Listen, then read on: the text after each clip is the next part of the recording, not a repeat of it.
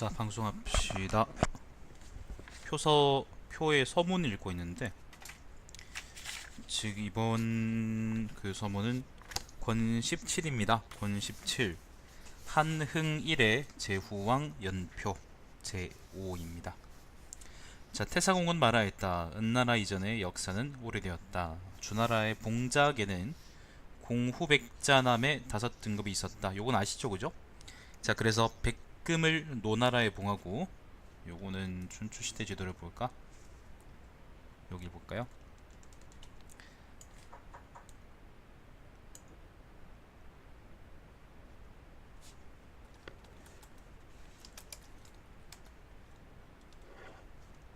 저기 백금이라는 거는 뭐 주나라의 왕족 이름인데, 요 노나라에 봉하고,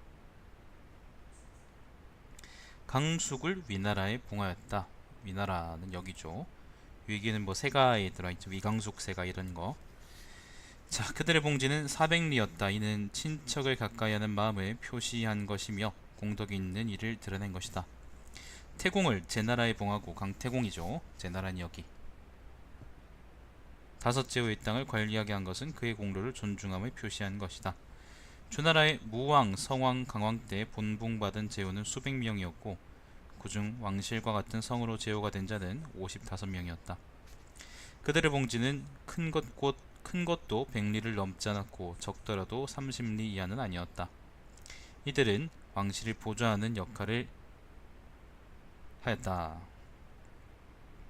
후세에 와서 관체, 강숙, 조나라, 정나라 등 제후의 봉지 중에 어떤 것은 규정보다 큰 것도 있었고, 어떤 것은 감소된 것도 있었다. 여왕, 유왕 이후에는, 조나라가 한번 작살난 이후에는 왕실이 작살나고 후 백중에 강국이 일어났다. 그러나 천자는 힘이 약해 그들을 다스릴 힘이 없었다. 이것은 결코 조나라 왕실의 도덕성에 문제가 있기 때문이 아니라 도덕성에도 문제가 있었습니다, 여러분. 힘이 이미 쇠약해졌기 때문이다. 잠깐만요.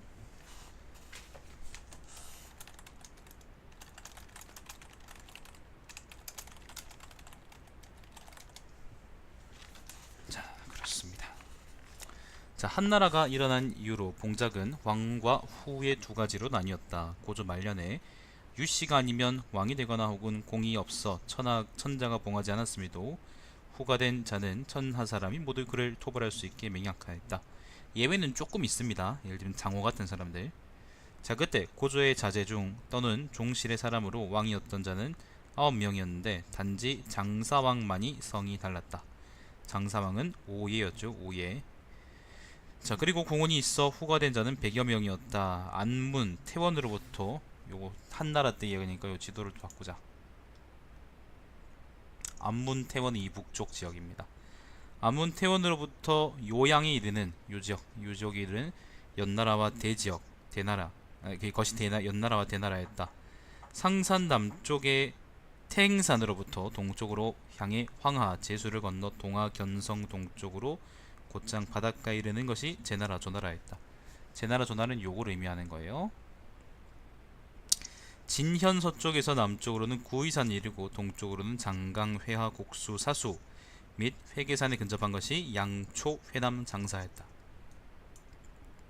양나라 여기, 그 다음에 초나라는 여기. 한나라 때 초나라는 여기에요. 원래 초나라는 이 남쪽인데 이게 제후국의 위치가 나중에 바뀌었더라고. 오늘 초나라는 여기, 그 다음 회남은 여기 이쪽인가? 아무튼 이 근처 어딘. 그 다음에 회남하고 어디야? 장사는 여기고요. 아무튼 그렇습니다. 자, 이들 제후국은 밖으로는 흉노와 월족을 접하고 있었다. 내지의 북쪽에 있는 효산 동쪽부터는, 효산은 이 근처입니다. 휘손 동쪽이라 그러면 중원을 의미하죠. 효산 동쪽으로는 모두 제후의 봉지로 큰 제후국은 5, 6개의 군을 소유하여 몇십 개의 성시가 잇따라 있었다. 그들은 스스로 조정을 설치했는데 참람하게도 천자와 같은 수준이었다. 당시 중앙정부는 삼하, 동군, 영천, 남양과 강릉 서쪽의 촉군, 운중, 농서 4사를 합쳐 겨우 15개군을 관할하고 있었다. 이것도 정말 중요한 얘기다. 삼하라는 것은 이 지역을 의미하고요. 아마도 동군은 여기입니다. 동군은 여기 이점이고, 그 다음에 영천은 요쪽이고요. 남양은 요쪽, 그 다음에 강릉 요쪽, 그 다음에 서쪽에 촉군이라는 건 여기, 그 다음 운중 이 근처, 그 다음에 농서, 그 다음에 내산은 모르겠네. 내산은 여 장안 근처를 얘기하는 건가? 자, 아무튼 이렇게 15개 군이랍니다. 자, 그런데 공주, 열후 등의 시급이 이 지역에 많았는데 이는 무슨 이유 때문인가? 천하가 막 평정되었을 때에는 왕이나 후가 될 만한 황실의 인물의 숫자가 적기 때문에 한나라의 황실의 여러 자손들이 힘을 보태 천하를 다스리고 한나라를 보조하게 하기 위해서였던 것이다. 이거는 반대로 얘기하면은 사실 진나라가 보시면요, 진나라가 전국을 36개 군으로 나눠서 이제 다스렸다고 얘기했는데, 사실은 한나라는 진나라 시대 군현을 폐지하고, 군현제를 완전히 폐지하는 집안 어느 정도 폐지하고 군현과 그 다음에 제후국을 같이 병립시켰거든요. 그걸 이제 군국제라고 얘기하는데, 사실 이거는 아직까지는 군현을 다 둬가지고 완전하게 지역을 다 총체할 정도로 통치 체제가 그렇게 썩 다스려지지 않았다, 정비되지 않았다는 걸 의미하는 얘기예요. 사실은 그래요. 그래서 이제 각지의 여루나 아니면 제후들을 보내가지고 다스린 셈인데, 조나라의 봉건제처럼 그렇게 개막장은 아니었지만 그래도 한나라도 어느 정도까지는 언제든지 막장으로 터질 수 있는 그런 재반 사정을 갖추고 있다고 얘기할 수 있는 거고, 그게 실제로 일어났던 게 예를 들면 이제 5초 7국의 난 같은 거인 거죠. 아니면 고조가 그 한나라를 세우고 난 이후에도 진희나 예를 들면 뭐 노관 같은 사람들이 끊임없이 반란 일으키거든. 아니면 한신도 마찬가지고, 한왕 한신도 그렇고 회음 한신도 그렇고, 그런 것들이 다 이제 중앙 권력이 개판이다, 개쪽이니까 지방에서 한번 나도 왕해보자 그렇게 일으키는 거라고 생각하시면 됩니다. 자, 근데 그렇고요. 한나라가 천하를 평정한 100년 동안 황실의 친척들은 서로 멀어져 갔으며 어떤 제후들은 교만하고 사치하여 간사한 신하의 말에 젖어들고 반란을 꾀하기도 하였다. 잠깐만요.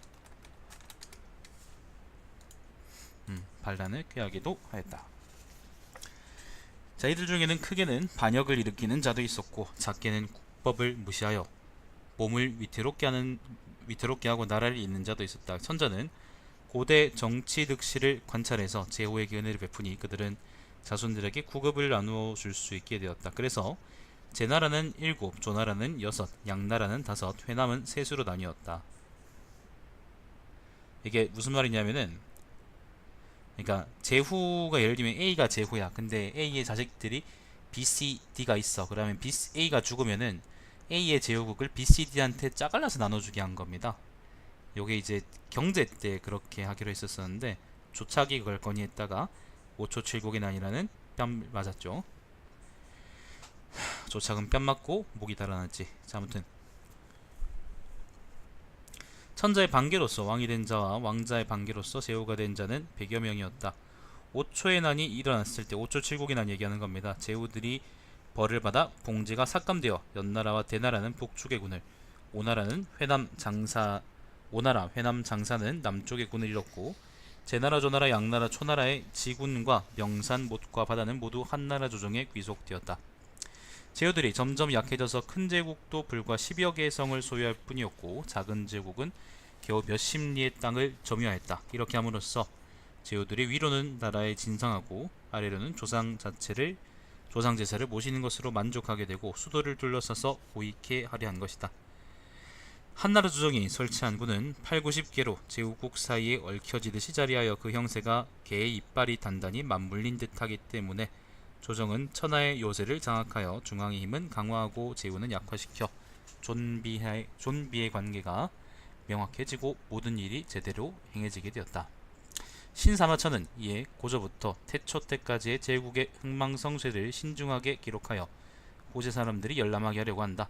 형세에는 비록 강약이 있을 수 있으나 인이로서 치국의 근본을 삼아야 할 것이다. 여기 바로 한흥일의 제후왕 연표의 서문입니다, 여러분. 글을 들으시면 여러분은 어떨지 모르겠는데, 나는 어떻게 느끼냐면은 진짜 글을 깔끔하게 쓴다는 생각이 들어요. 진짜 글을 깔끔하게 쓰고 있어야 될 내용들만 있고, 있을 필요가 없는 내용들은 또 굳이 있을 필요가 없는 거야. 쓸 필요가 없는 거지. 구차하게 막 옛날에 고사를 가져와가지고 지리멸렬하게 늘어낼 필요가 없다는 거예요. 저소선처럼. 아니면 사마상여 같은 새끼처럼 그렇게 쓰지 않아도 글이 충분하게 이렇게 깔끔하게 나온다는 겁니다. 그러니까 이제 우리가 사기를 명문이라 그러지. 자, 아무튼 왜 한흥일에, 그러니까 왜 이제 고조가 한나라를 세운 이래에 어떤 제후왕 연표를 쓰는지에 대한 자기 주장과 근거가 명확하게 들어가 있습니다. 굉장히 좋은 글이라고 나는 생각합니다. 자, 이제는 고조 다음 걸 읽죠. 일단 영상 끊겠습니다.